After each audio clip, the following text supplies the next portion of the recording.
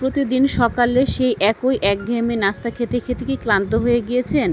আর তেল মশলাযুক্ত খাবার খেয়ে কি গ্যাস্ট্রিকের সমস্যায় ভুগছেন? তেল ছাড়া নাস্তা মানেই কি স্বাদহীন নাস্তা? একদমই না। তাহলে আজকের ভিডিওটি আপনার জন্য। আজ তেল ছাড়াই বানাবো ময়দা আর ডিমের এমন একটি ম্যাজিক নাস্তা যা মুখে দিলেই মিলিয়ে যাবে।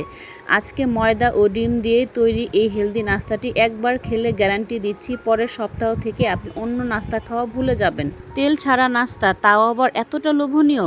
হ্যাঁ, আজ ময়দার ভেতরে ডিমের ঝুরির এমন একটা পুর দিয়ে নাস্তা বানাবো যা বাচ্চা থেকে বুড়ো সবাই চেটেপুটে খাবে।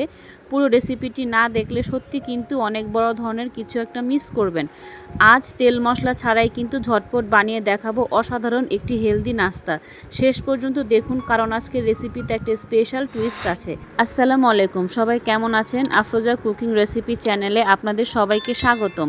আশা করছি যে যেখান থেকে আমার ভিডিও দেখছেন সবাই ভালো আছেন, সুস্থ আছেন। আমি আজকে আপনাদের জন্য হেলদি একটা ব্রেকফাস্ট বা বিকেলের নাস্তা যেটাই বলেন, দারুণ একটা নাস্তার রেসিপি নিয়ে কিন্তু হাজির হয়েছি। আমি আজকে এই নাস্তাটি তৈরি করেছি একদম তেল ছাড়া, এক ফোঁটা তেলও কিন্তু ব্যবহার করিনি। আমি আজকে আপনাদের জন্য হেলদি টেস্টি নাস্তা রেসিপি বা টিফিন রেসিপি নিয়ে হাজির হয়েছি। এই গরমে তেল মশলা ছাড়াই কিন্তু ঝটপট দুইটা উপকরণে নাস্তাটি তৈরি করে নিতে পারবেন। এখানে দেখতে পারতেছেন বন্ধুরা, চুলার উপরে কিন্তু একটু ফ্রাই প্যান বসানো হয়েছে। তো এখানে পর্যাপ্ত পরিমাণ সয়াবিন তেল দিয়ে বেশ কিছুটা পরিমাণ পেঁয়াজ কুচি দিয়ে নিলাম। তো পেঁয়াজটা হালকা বাদামি কালার করে ভেজে নেওয়ার পর এখানে ডিমগুলো দিয়ে দিলাম। এখানে আমি নাস্তাটা বানানোর জন্য একটা ডিমের ঝুড়ি তৈরি করতে হবে। তো এখানে আমি দুইটা ডিম দিয়ে ডিমের ঝুড়িটা তৈরি করব। আপনারা চাইলে নাস্তার পরিমাণ অনুসারে কিন্তু ডিমের পরিমাণটা কম বেশি করে নিতে পারবেন। তো এখানে দেখতে পারতেছেন পেঁয়াজটা হালকা বাদামি কালার করে ভেজে নেওয়ার পর এখানে দুইটা ডিম কিন্তু দিয়ে দিলাম। তো ডিমটা কিন্তু ঝুরি ঝুরি করে আমি ভেজে নিচ্ছি।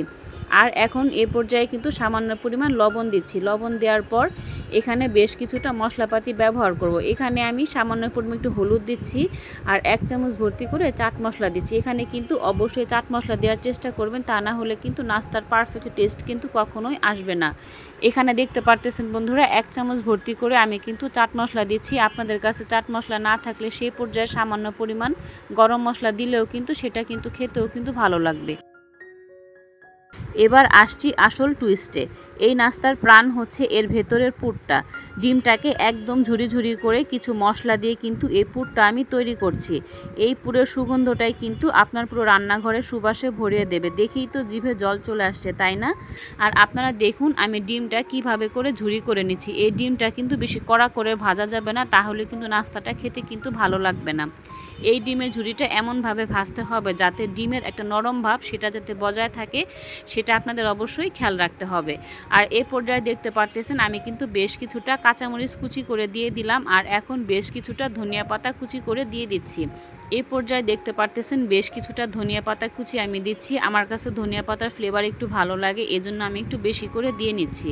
আর আপনারা যদি ধনিয়া পাতার ফ্লেভারটা পছন্দ না করেন তাহলে আপনারা স্কিপ করতে পারেন, কিন্তু এই নাস্তার ভিতরে ধনিয়া পাতা কুচি দিলে খুব সুন্দর একটা ফ্লেভার আসবে, তাই অবশ্যই দেওয়ার চেষ্টা করবেন। আর দেখুন কাঁচামরিচ আর ধনিয়া পাতা দেওয়ার পর নাস্তাটা কিন্তু আমি ভালো করে নাড়াচাড়া দিয়ে মিশিয়ে নিচ্ছি। এই পর্যায়ে কিন্তু আর বেশিক্ষণ ভাজা যাবে না, তাহলে কিন্তু ধনিয়া পাতার ফ্লেভার কিন্তু নষ্ট হয়ে যাবে।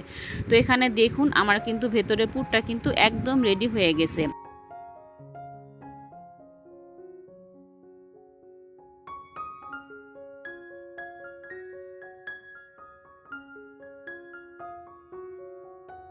এখানে দেখতে পারতেছেন বন্ধুরা, একটা বাটির ভিতরে 2 কাপ ভর্তি করে আমি ময়দা দিচ্ছি। তো সামান্য পরিমাণ লবণ দিলাম।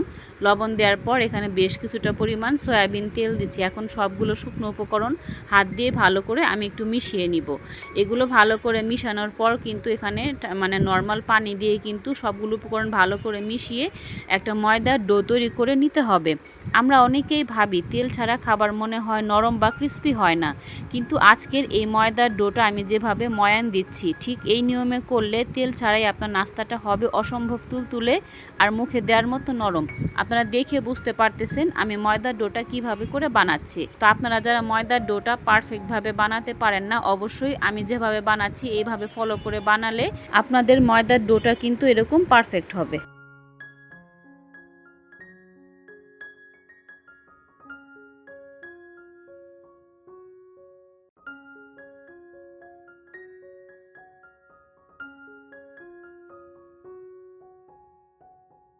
এখানে দেখতে পারতেছেন বন্ধুরা, ময়দার মিশ্রণের ভিতরে কিন্তু আমি পানি দিচ্ছি। পানি দিয়ে যে আমি মিশাচ্ছি, আমি কিন্তু পানি একবারে দিচ্ছি না, অল্প অল্প করে দিচ্ছি। আর এই ময়দার ডোটা কিন্তু ভালো করে হাত দিয়ে আমি মথে নিতেছি। এখানে পানিটা কিন্তু একবারে দেওয়া যাবে না, অল্প অল্প করে দিতে হবে।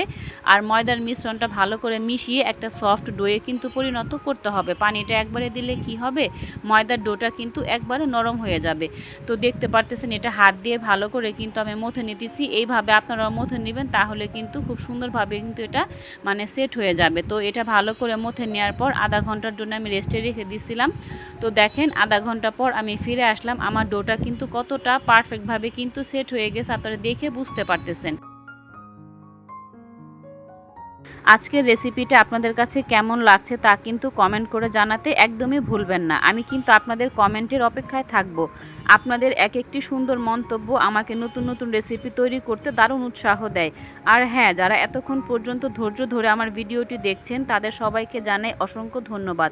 আপনি যদি আজকে আমার চ্যানেলে নতুন হয়ে থাকেন, তাহলে এরকম আরও মজাদার ইউনিক রেসিপি পেতে চাইলে চ্যানেলটিকে এখনই সাবস্ক্রাইব করে রাখুন আর পাশে থাকা বেল বাটনটি অন করে রাখবেন। তাহলে কি হবে, আমি যখন নিত্য নতুন কোনো ভিডিও দিব সবার আগে আপনাদের কাছে নোটিফিকেশন চলে যাবে। সুযোগ সময় করে আপনারা ভিডিওটা পরে দেখে নিতে পারবেন। এখানে দেখতে পারতেছেন বন্ধুরা, ময়দার ডো থেকে কিন্তু ছোট ছোট করে আমি লেচি কেটে নিচ্ছি। এখন এই লেচিগুলো থেকে আমি কিন্তু পাতলা পাতলা করে রুটি বানায় নিব। আর সেই রুটিগুলো থেকে কিন্তু কিভাবে করে নাস্তাটা বানাবো, মানে নাস্তাটা শেপ দিব, সেটা আমি বানায় নিব। এটা আসলে বলার কোনো কিছু নয়, আপনারা স্ক্রিনে দেখে একটু বুঝে নেবেন। আর এখানে আমি নাস্তাটা যেভাবে বানাচ্ছি আপনারাও ঠিক এইভাবে করে নাস্তাটা বানালে কিন্তু আপনাদের নাস্তাটাও কিন্তু একদম পারফেক্ট হবে। তো আপনারা দেখে একটু বুঝে নেবেন আমি নাস্তাটা কিভাবে করে বানাচ্ছি। ঠিক এই জায়গাটা একটু মনোযোগ দিয়ে দেখুন। ময়দার ভেতরে ডিমের পুরটা সুন্দরভাবে দেওয়ার পর এটা লক করা কিন্তু একদম জরুরি, যাতে ভাপানোর সময় বা তেল দিয়ে ভাজার সময় বের না হয়ে যায়। তেল ছাড়া এই নাস্তাটা যে কতটা হেলদি তা আপনি একবার বাসায় না বানালে বিশ্বাসই করতে পারবেন না। আপনি যখন এই নাস্তাটা বানাবেন এর সুঘ্রাণ কিন্তু পুরো রান্নাঘরে কিন্তু আপনার ছড়িয়ে যাবে। এটা আপনারা বাসায় ট্রাই না করলে একদমই বুঝতে পারবেন না। সত্যি বলতে এটা কামড় দিলে মুখে মিলিয়ে যায়, আর এতটাই টেস্টি হয়েছে যে মুখে না দিলে এর স্বাদ ভাষায় কিন্তু প্রকাশ করা যাবে না। বিকেলের চায়ের আড্ডায় ঝটপট এমন একটা মুচমুচে নাস্তা থাকলে কিন্তু আর কোনো কিছুই কিন্তু লাগে না। হঠাৎ যদি বাড়িতে মেহমান আসে বা বাচ্চারা যদি ঝটপট কোনো কিছু খেতে চায়, তাহলে কিন্তু আপনারা ঝটপট এই নাস্তাটা কিন্তু খুব সহজভাবে কিন্তু বানিয়ে দিতে পারবেন। আর এটা বানানো কিন্তু অনেক সহজ, তেমন একটা কিন্তু উপকরণ লাগে না। খুব সহজভাবে কিন্তু আপনারা ঝটপটভাবে এই নাস্তাটা কিন্তু বানাতে পারবেন।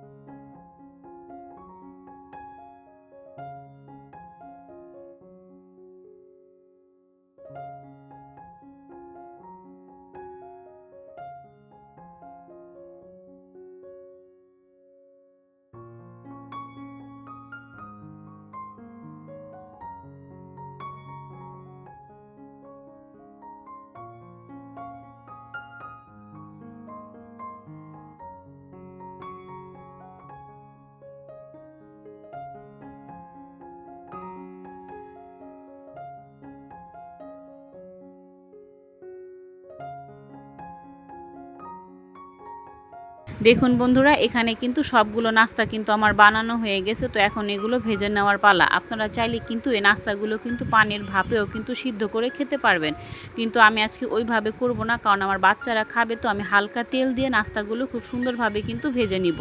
এই নাস্তাগুলো ভাজতে কিন্তু তেমন একটা তেলের কিন্তু প্রয়োজন হয় না। সামান্য পরিমাণ তেলে কিন্তু অনেকগুলো নাস্তা কিন্তু খুব সুন্দরভাবে ভেজে নেওয়া যায়। তো দেখতে পারতেছেন চুলার ওপর একটি ফ্রাই প্যান বসানো হয়েছে। তো ফ্রাই প্যানের ভিতরে সামান্য পরিমাণ আমি একটু তেল দিয়ে দিলাম। এই অল্প তেলেই কিন্তু আমার সবগুলো নাস্তা কিন্তু ভাজা হয়ে যাবে। তো আপনারা দেখি একটু বুঝে নেন আমি কিভাবে করে ভেজে নিচ্ছি।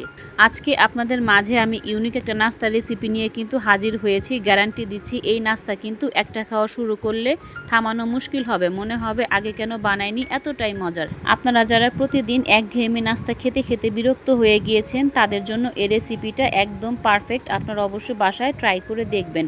আর আপনারা যারা তেল মশলাযুক্ত খাবার এড়িয়ে চলতে চান, এই রেসিপিটা কিন্তু তাদের জন্য। তো আজকের এই রেসিপিটা আপনারা অবশ্যই বাসায় ট্রাই করে দেখবেন। আর রেসিপিটা কেমন লাগলো কমেন্ট করে জানাতে কিন্তু ভুলবেন না। আর এমন সব হেলদি রেসিপি পেতে চ্যানেলটি এখনই সাবস্ক্রাইব করে রাখুন।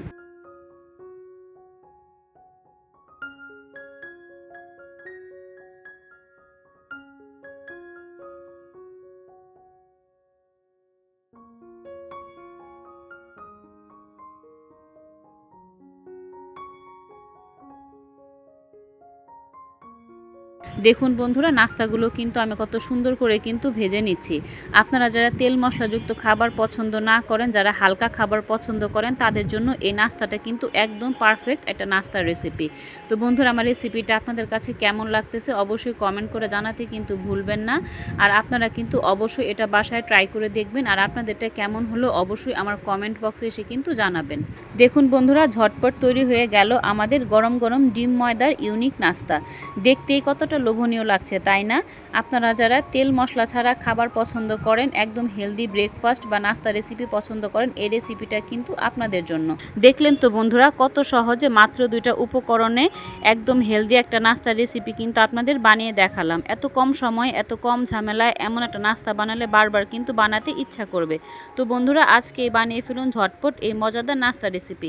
তো বন্ধুরা, বলতে বলতে আসলে অনেকগুলো কথাই বলে ফেললাম। যদি আমার কথার মাঝে কোনো ভুল ত্রুটি থাকে তাহলে আপনারা ক্ষমার দৃষ্টিতে দেখবেন।